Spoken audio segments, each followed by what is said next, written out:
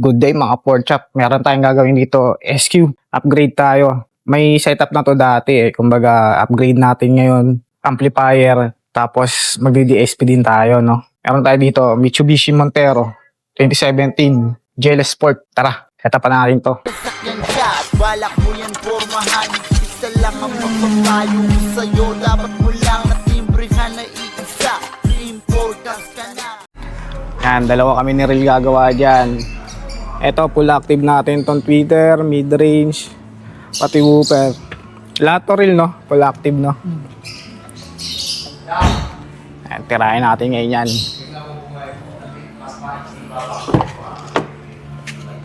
DSP niya, 4x8. Rainbow din tayo, DSP.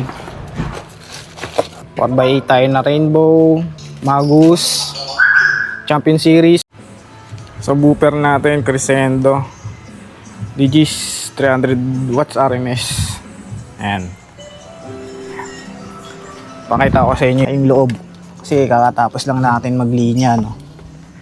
Pero hindi pa nakapix. Ito yung wirings natin. Monoblock natin. Magus 650. Tapos itong port channel niya. Dati kasi isang ampli lang to eh. Itong port channel niya dati, nag-drive to ng sub niya, tsaka yung mid-range sa harapan. Ayan. Ngayon, ang ginawa na natin, in-amplified na natin yung likod na pintuan, ano. 1 and 2. Yung 1 and 2 natin, left and right front. Tapos, 3 and 4 natin, rear door. Ganun yung linya niya ngayon.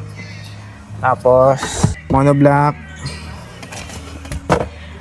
DSP.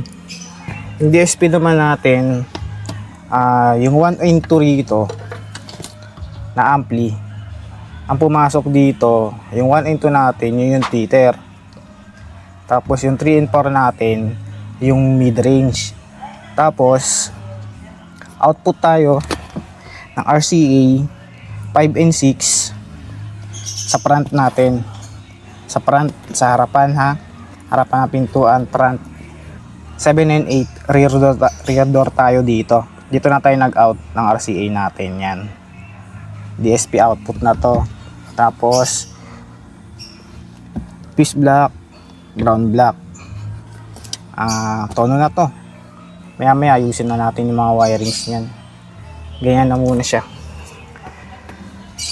Mamaya linisin na natin yan. Pag naitono na natin.